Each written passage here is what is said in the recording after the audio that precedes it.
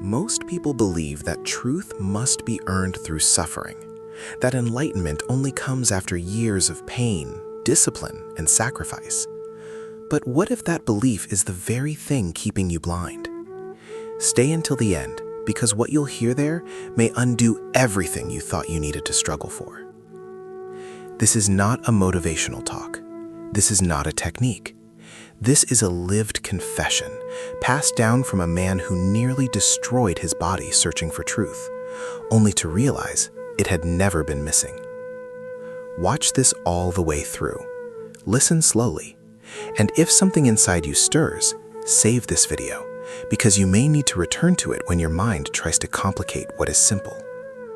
The old master stood before his students day after day, not because he enjoyed speaking, but because he didn't want them to repeat his mistake. You are extremely fortunate, he told them.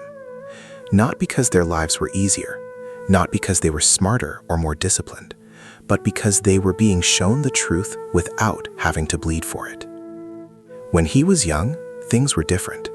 There were no clear teachers, no one who could point directly to the heart of the matter. And being stubborn, headstrong, he believed that effort itself was virtue. So he trained harder than anyone, pushed himself beyond reason, believed that pain was proof of sincerity. And for years, all that effort led nowhere. This is why he returned again and again to speak to others, so they wouldn't confuse strain with awakening, so they wouldn't mistake exhaustion for depth. He knew something dangerous. When young people hear stories of extreme effort, they often assume suffering is required, and he refused to let his story become a trap. You do not need to struggle as I did, he said. Remember that. He was born in a quiet place. His father, a masterless samurai and Confucian scholar, died while he was still young. His mother raised him alone. She used to laugh when telling others what kind of child he was, unruly, restless, always leading other children into trouble. But there was something unusual about him. From the age of 2 or 3, he showed an intense aversion to death. When he cried, his family discovered something strange. If they pretended to be dead, he would stop. If they spoke of death, he would become quiet. Even his mischief could be halted by invoking death. It was as if the idea had seized him before he could even understand it.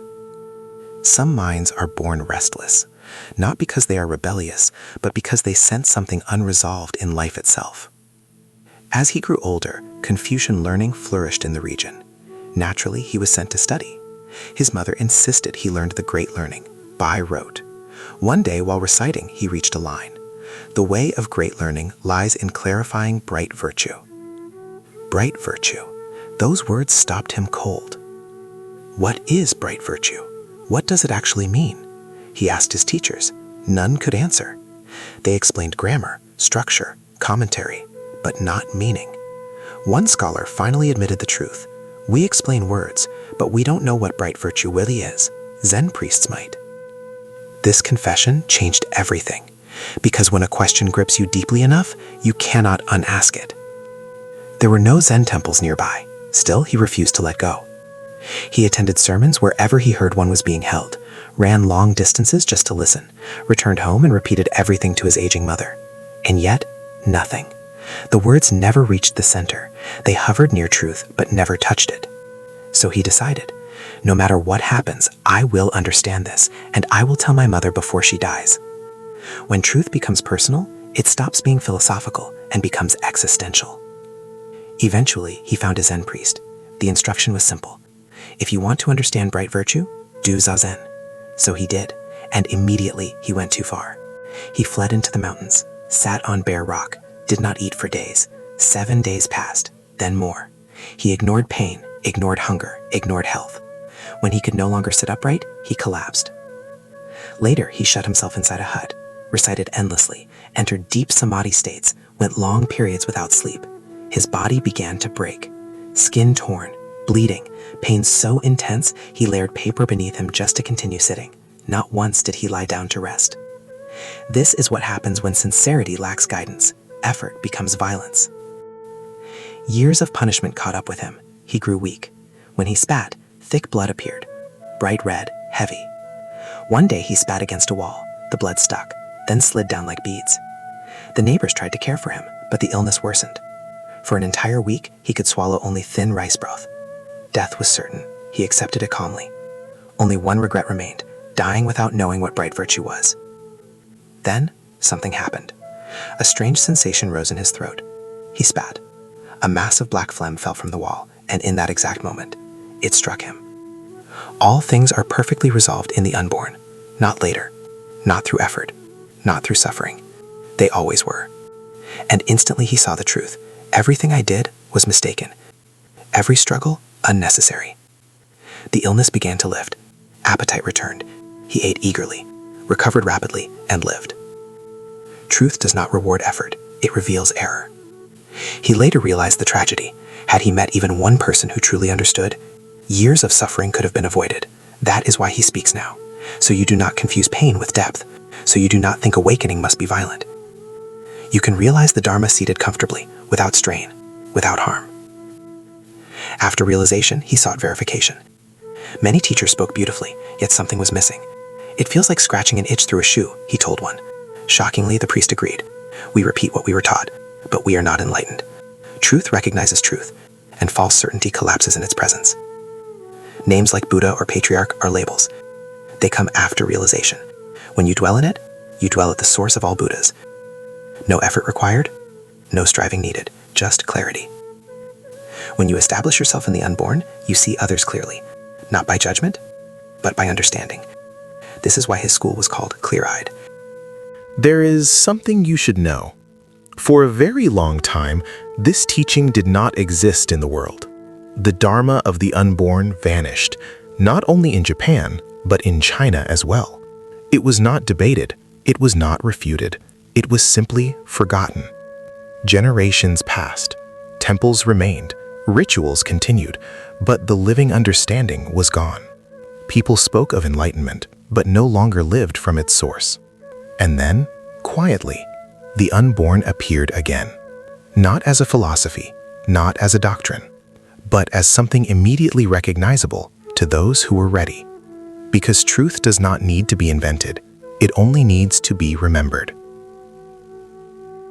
There is a difference between understanding something and being unable to doubt it.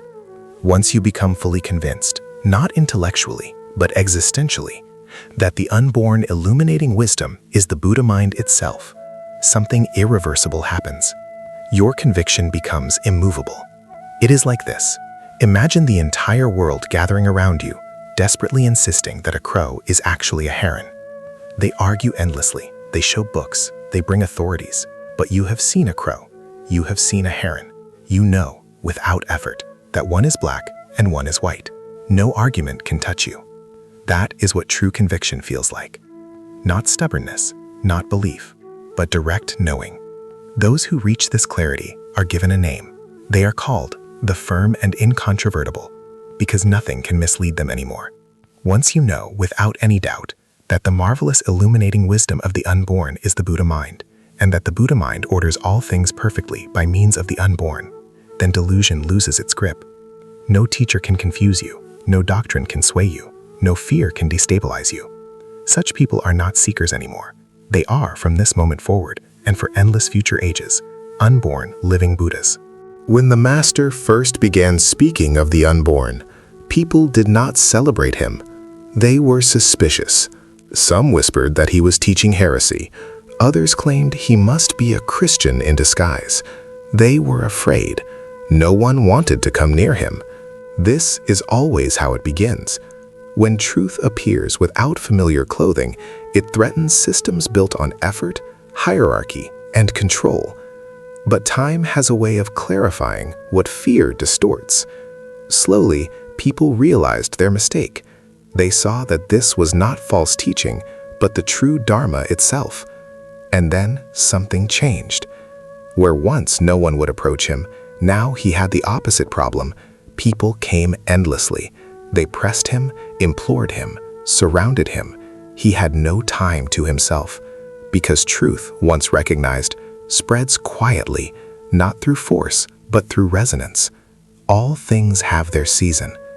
More than 40 years passed since he first began teaching in that temple, And because he repeated the same truth again and again without alteration, many people in those regions came to surpass the religious masters of their time, not because they studied harder, but because they stopped interfering.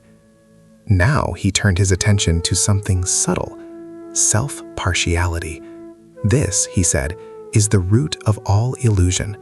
When you favor yourself, distortion begins automatically. Think of it this way: if two men sitting beside you begin to quarrel, you can often see clearly who is right and who is wrong. Why? Because you are not involved. You are a bystander. Your mind stays cool. But the moment you become part of the conflict, everything changes. You take your own side, you oppose the other, and without noticing, you transform your Buddha mind into a fighting spirit. The clarity was never lost, it was only biased. The Buddha mind has marvelous illuminative wisdom. Because of this, everything you have ever experienced, seen, heard, suffered, is reflected within it. But reflection is not creation. Thoughts do not exist at the place where images appear. They arise because of past conditions. Memory meets reflection, and thought is born. But here is the crucial point: thoughts have no real substance. They are not enemies. They are not obstacles. They are echoes.